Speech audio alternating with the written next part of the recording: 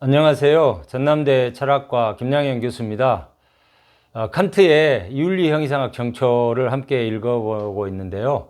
지난 시간에는 칸트가 어떻게 도덕성의 최고의 원리이고 기준인 정언명령을 도출하는가, 그리고 그 정언명령을 도출하고 나서 정언명령의 그 형식, 정식을 제시하는 것을 우리가 살펴봤는데, 두 개의 정식을 제시했었죠. 보편 법칙의 정식과 자연 법칙의 정식이었는데요. 이번 시간에는 칸트가 보편 법칙의 정식에 따라서 몇 가지 사례들을 들어서 그 사례들을 이렇게 시험하고 검증을 하는데 그 이야기를 좀 해보도록 하겠습니다. 칸트는 자연 법칙에 따라서 몇 가지 사례들을 이렇게 검증하는데, 자살하려는 어떤 사람, 자살의 사례, 그리고 거짓 약속을 해서 돈을 빌리려는 사람, 거짓 약속의 사례, 그리고 뭐 먹고 살 것이 충분해서 능력 개발은 하지 않고 오로지 방탕하고 쾌락적인 어떤 삶을 사는 그런 어떤 사람의 사례, 어떤 능력 개발의 사례, 그리고 마지막으로는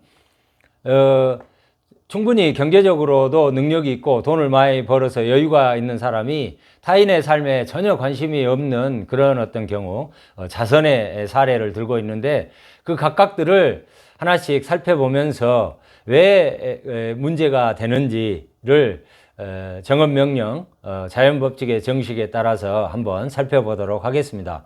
자, 첫 번째 사례인데요. 자살의 사례입니다.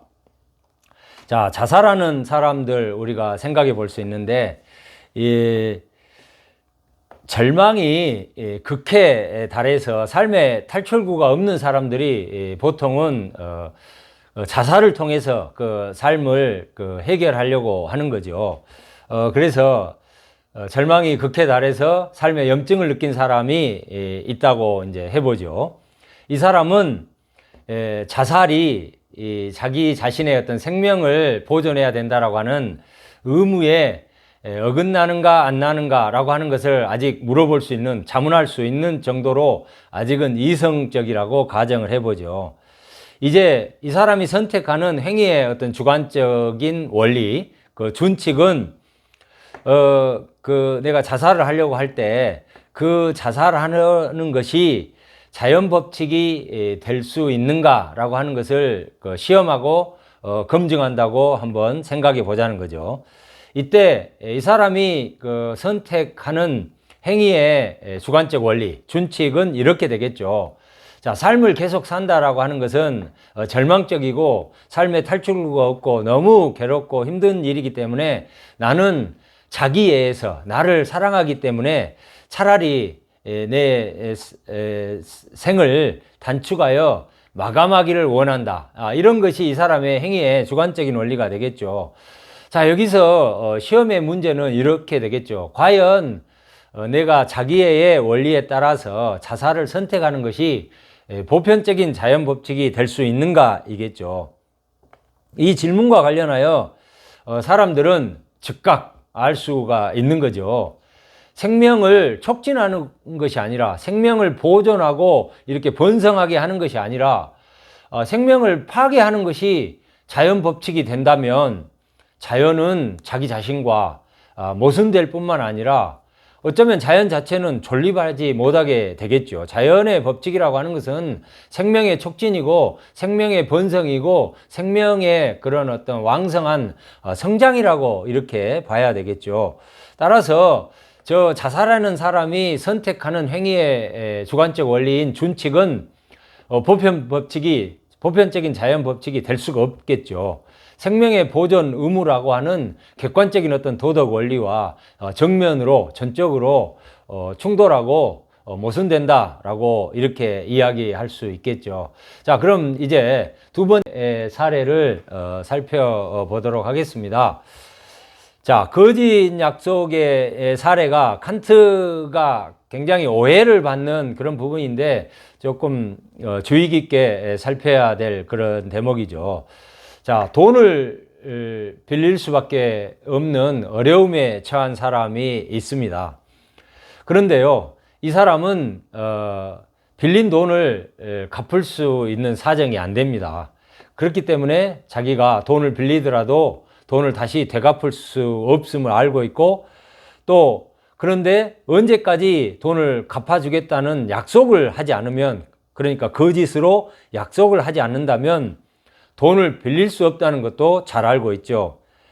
그래서 이 사람은 거짓으로 약속을 해서라도 자신의 지금 처해 있는 이 공경과 어려움을 벗어나려고 생각하고 있는 거죠. 그런데요, 이때 이 사람은 그렇게 선택하고 결정하고 행위하는 것이 허용되지 않을 뿐만 아니라 의무에 반하고 어긋나는 일인가 라고 이렇게 스스로 묻고 자문할 수 있는 정도로 아직은 양심을 가지고 있습니다. 그가 거짓 약속을 해서라도 돈을 빌리기로 이렇게 선택하고 결정했다면 이 사람의 주관적 행위의 원리, 준칙은 이렇게 되겠죠. 내가 돈을 갚을 수 없지만 공경에 처해 있다면 거짓으로 약속을 해서라도 돈을 빌린다. 이렇게 이제 되겠죠.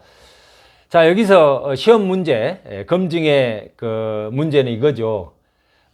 이렇게 거짓 약속을 하는 행위는 옳은 것인가? 물론 이 단계에서 우리는 이 사람이 자기의 이익 관심의 차원에서 그 선택하는 이런 행위의 주관적 원리는 이 사람의 자신의 어떤 어려움을 극복하고 미래의 어떤 안녕과 어떤 복지에 잘 부합하는 것처럼 이제 보이지만, 과연 거짓 약속이 이러한 어떤 행위의 원리가, 준칙이 보편적인 자연 법칙으로 타당할 수 있고 또 필연적으로 필연적인가라고 하는 거죠. 그런데 우리는 곧바로 알 수 있는 거죠. 그러한 어떤 행위의 준칙은 보편적인 자연 법칙으로는 타당할 수가 없고 필연적으로 자기 모순일 수밖에 없다라고 하는 것을 금방 거의 보통의 사람들, 커먼센스, 상식을 가진 사람들이라면 누구나 알고 있다라고 하는 거죠. 자, 생각해 보면 그렇죠. 누구든지 지킬 뜻이 없는 거짓된 약속을 우리가 보편적으로 타당한 어느 곳에서나 그것이 통용되는 그런 보편적인 자연 법칙이 된다면 약속, 그리고 약속이라는 어떤 제도는 불가능하겠죠. 약속의 어떤 목적 자체도 불가능하게 되겠죠. 우리가 이런 것을 다 알고 있기 때문에 금방 그 거짓 약속이라고 하는 것은 보편적인 자연 법칙이 될 수 없고 그것은 모순이라고 하는 것을 금방 알아차릴 수 있다고 하는 거죠. 자, 어느 누구도 이제 약속된 것을 믿지 않을 것이고 그러한 약속된 표명은 허황된 구실이라고 이렇게 비웃을 거라는 거죠. 그래서 우리가 이제 달리 이렇게 이야기해 보자면, 약속을 이행하지 않는 것이 보편화돼 버린다면 약속이라는 어떤 제도와 더불어서 이 제도 속에서 이렇게 유지되는 인간의 공동체의 어떤 삶은 불가능하게 될 거라는 것이죠. 그런데요, 아까 언급했던 것처럼 거짓 약속이라고 하는 이 칸트의 이 사례에 대해서 사람들은 칸트의 생각과 주장을 많이 오해하는 것처럼 보입니다. 자, 칸트의 생각은, 자, 약속이라면 어떠한 상황에서도 반드시 지켜져야 된다. 이렇게 칸트가 주장해서 많은 사람들이, 또 전문가들이 칸트를 공격하기도 하고 그러는데, 자, 여기서 칸트가 문제 삼고 있는 것은 약속 과정이나 사건이 아니라 그 약속을 하는 그 행위자의 의지, 행위자의 주관적 행위의 원칙이죠. 그래서 공경에 처한 사람이 뻔히 약속을 지키지 않을 것을 미리 알면서도, 그것을 스스로 알고 있으면서도 약속을 해도 되는가라고 하는 그 거짓된 약속을 하는 것이, 자신의 이익 관심을 위해서 하는 것이 정당한가라고 하는 것을 칸트가 문제 삼는다라고 하는 것에 우리가 초점을 맞춘다면 일상적으로 또 이 칸트의 논의에서 많이 이렇게 발생하는 그런 오해를 일부 피할 수 있을 것이라고 나는 생각합니다. 다음 사례로 넘어가 보죠. 다음은 우리가 이름을 붙인다면 능력 개발의 사례 이렇게 이름을 붙일 수 있겠는데요. 자, 약간만 노력하면 자, 여러모로 유능한 능력을 갖출 수 있는 사람이 있습니다. 우리는 노력을 하면 자신의 능력을 개발해서 참 훌륭한 사람이 될 수 있고 또 능력을 여러 방면으로 개발할 수 있겠죠. 그런데요, 이 사람은 자, 타고난 자신의 이러한 어떤 자질, 소질을 이렇게 방치하고 노력을 하기보다는 어떤 쾌락에 빠져 있고 방탕한 생활에 젖어 있는 사람입니다.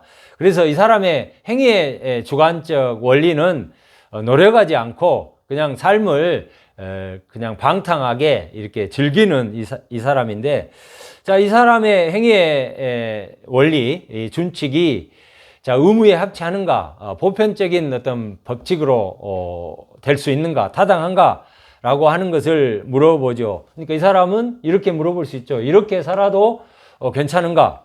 물론 뭐 이렇게 살아도 괜찮다고 이야기할 수도 있겠지만 그것이 이렇게 사는 쾌락적이고 방탕한 에 젖어서 사는 삶이 보편적인 자연 법칙이 될 수 있는가라고 하는 그런 물음이죠.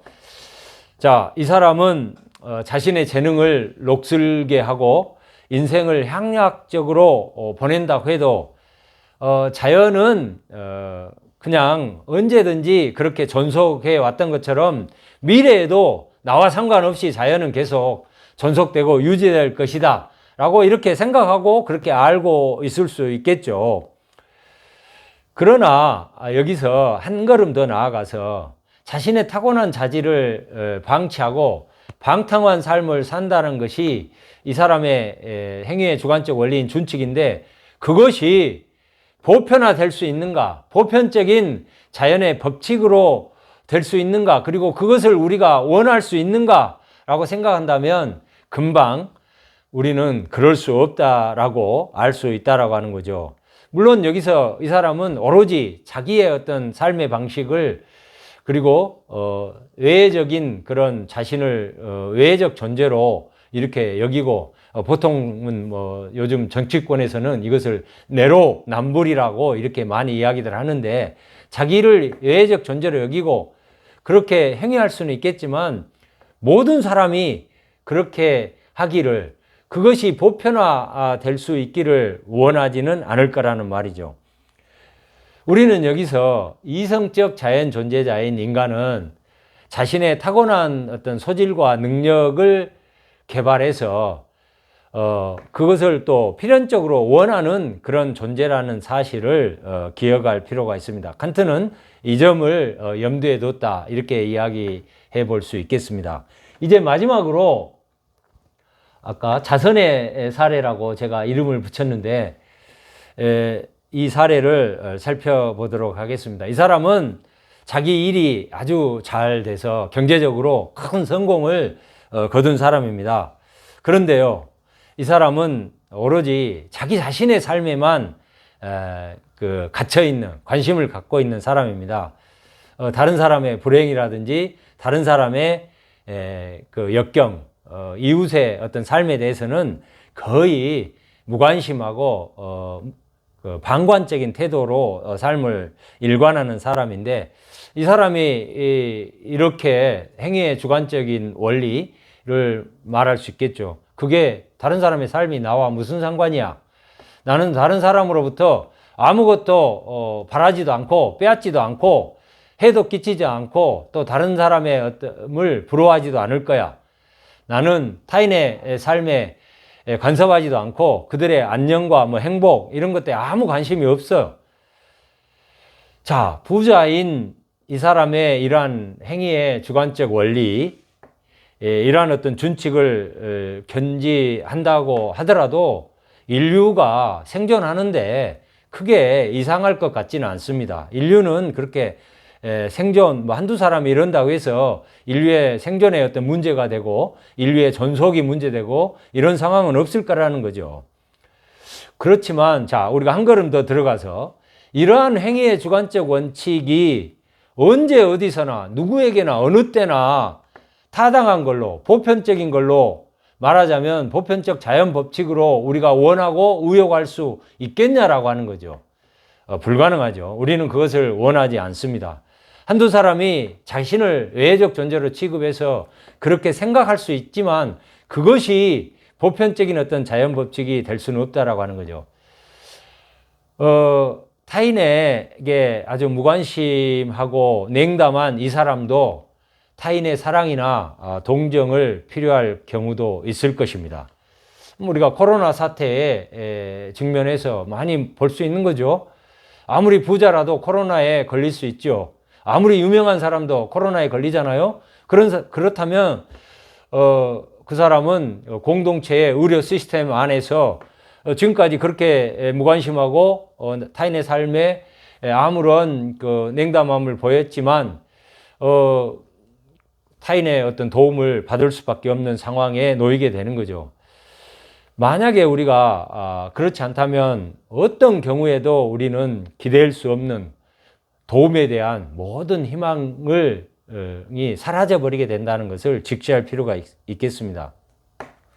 자, 이상에서 우리는 네 가지 사례들을 칸트가 제시한 이런 사례에 따라서 이렇게 자세하게 살펴봤는데요. 자, 여기서 핵심적인 어떤 포인트는 그거죠. 행위의 주관적 원리인 어떤 준칙, 우리 모든 개인들이 선택과 결정에서 행위의 방향을 이렇게 정해주는 행위의 주관적 원리인 어떤 준칙들은 아무런 모순 없이 보편적인 법칙으로 생각될 수 없다라고 하는 거죠. 또 그렇게 원할 수 없음이 밝혀졌다는 거죠. 그래서 우리는 준칙에 따라서 개인의 행위의 원리인 준칙에 따라서 행위를 해야 하는데 그러한 행위의 준칙이 보편화될 수 있는가, 보편적인 법칙이 될 수 있는가, 나아가서 보편적인 자연 법칙이 될 수 있는가라고 하는 것을 검증해 봐야 된다라고 하는 거죠. 자, 이처럼 우리가 살폈던 것처럼 정언명령은 도덕의 원리, 의무의 원리, 그리고 도덕과 의무, 모든 그 도덕의 어떤 최고의 원리면서 동시에 우리의 행위를 평가하고 검증하고 시험하는 그러한 어떤 도덕의 객관적 기준으로 작동한다라고 하는 점을 살펴봤습니다. 다음 시간에는 이제 정언명령의 세 번째 정식인 목적 자체의 정식, 목적과 수단의 정식, 인간성의 정식에 대해서 같이 논의해 보도록 하겠습니다. 감사합니다.